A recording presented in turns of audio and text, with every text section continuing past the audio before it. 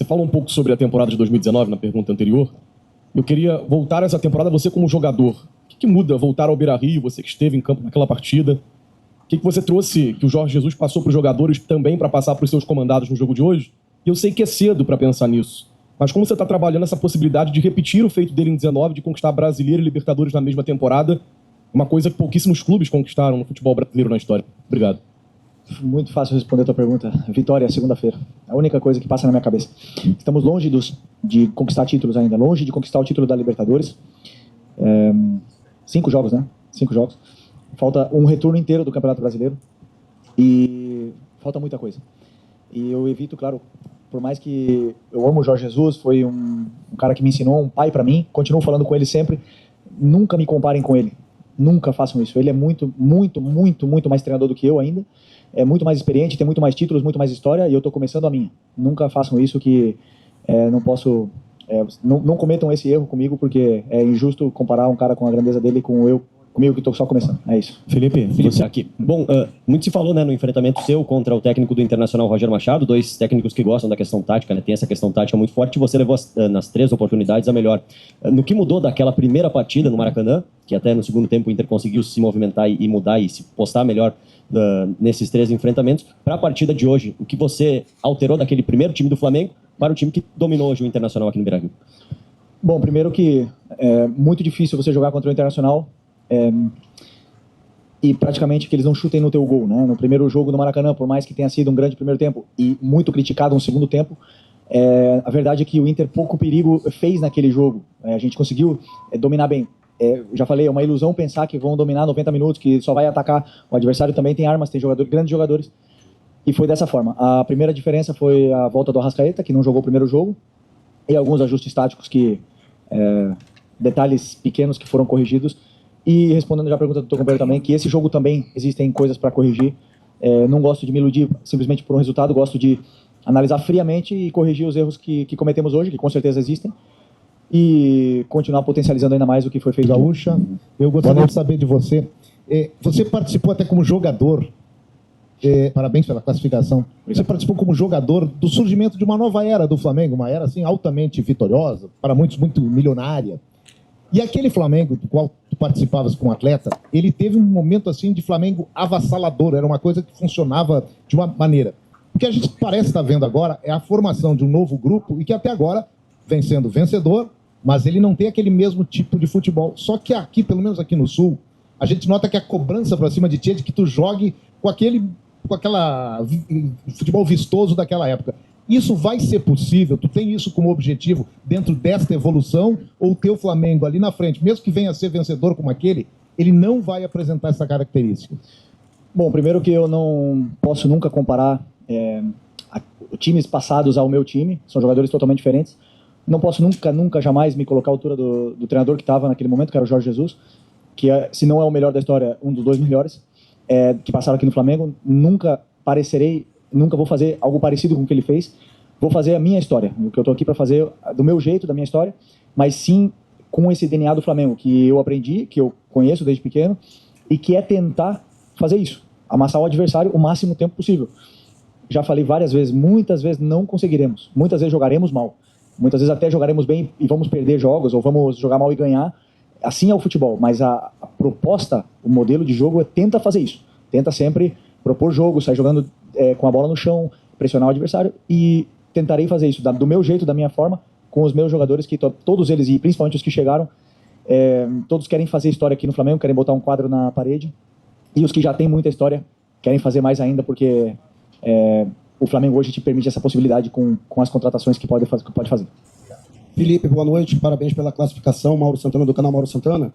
E na coletiva passada você falava da necessidade de impedir que questionamentos possam interferir nas convicções do que hoje é realizado no trabalho dentro do Ninho do Urubu. E você foi muito questionado depois da eliminação na Copa do Brasil. E de lá para cá o Flamengo se consolidou na liderança do Brasileiro e agora conquista a classificação para as quartas de final da Copa Libertadores. Como é que foi esse trabalho interno durante esse período que em determinado momento foi um período turbulento justamente para não perder o foco, para não sair dos trilhos durante esse período que o Flamengo obtém não só esse resultado importante na Libertadores, mas que também tem aí uma campanha vitoriosa no Brasileirão? Bom, primeiro que durante um ano e num calendário com 80 jogos, com tantas competições, obviamente que a cobrança e as oscilações elas vão existir, e nos pegou nesse momento com uma eliminação da Copa do Brasil. Queríamos passar, não conseguimos, o Atlético Mineiro mereceu, da forma, do jeito que foi a eliminatória, eles passaram nos pênaltis, e infelizmente assim, hoje tínhamos um jogo aqui, vida ou morte, para mim até então, no meu ano e no ano do Roger, era o jogo mais importante da nossa temporada, e passamos com méritos e com convicções, como você falou. Eu tenho as minhas, né? Vou seguir elas até o final. Espero que possa acontecer o que aconteceu hoje, maior número de vezes, né? Mas durante uma temporada, como eu falei, normal que as equipes elas passem por fases não tão boas e as cobranças elas venham. A maioria desses jogadores, por não dizer todos, estão acostumados com isso e estão bem blindados. Oi, Felipe. Aqui atrás, Sérgio Lobo. Parabéns pela classificação, com 2 vitórias e sem sofrer gol. E somente daqui a um mês vai ter o enfrentamento das quartas contra os Estudiantes, né? Quase um mês para frente. O que isso representa para você, para de repente recuperar mais jogadores fisicamente, azeitar o pessoal que está chegando?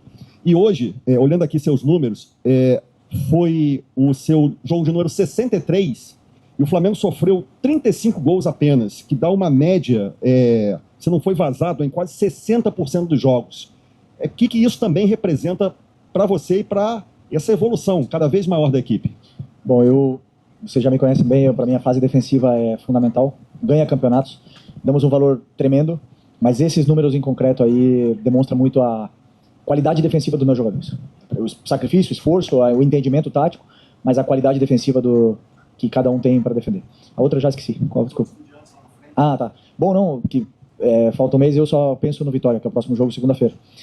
Não sabia que faltava um mês, mas que falta um mês, então a minha esperança agora é recuperar o Pulgar, que em um mês ele pode ser que volte. Então, até lá muita coisa vai acontecer, pode ter certeza.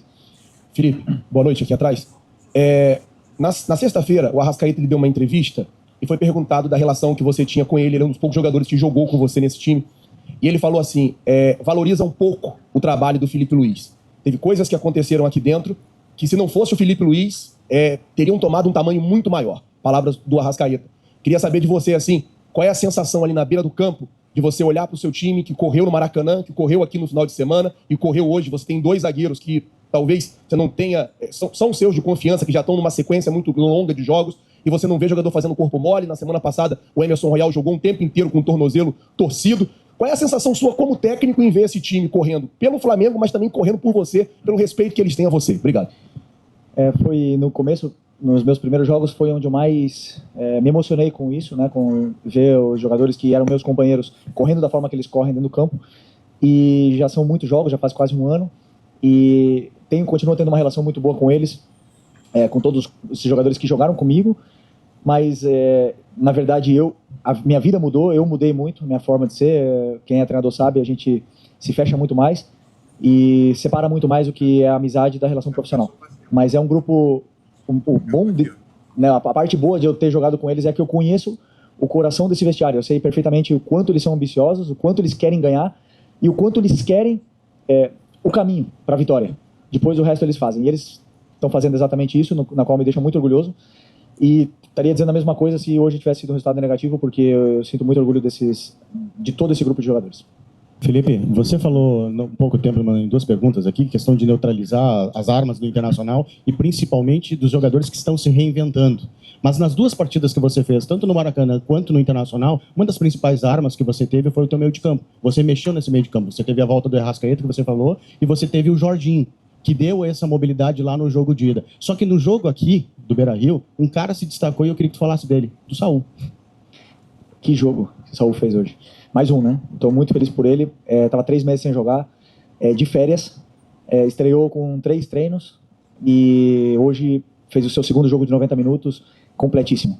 E essa relação com o Jorginho foi muito rápida, porque eu olho muito como as duplas, essa relação ela funciona. E ele entendeu muito rápido a maneira que o Jorginho tem de jogar, e se complementam muito bem.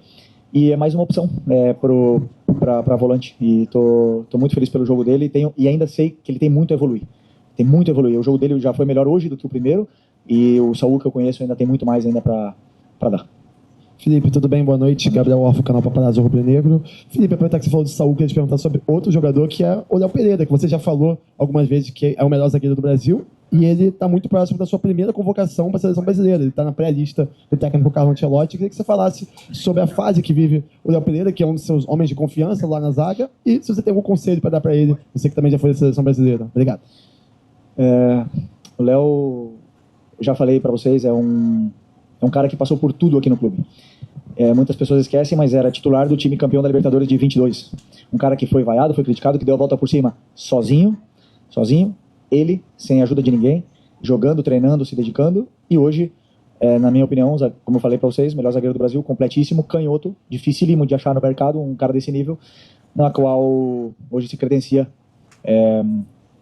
como você falou, para ser uma das opções para a seleção brasileira.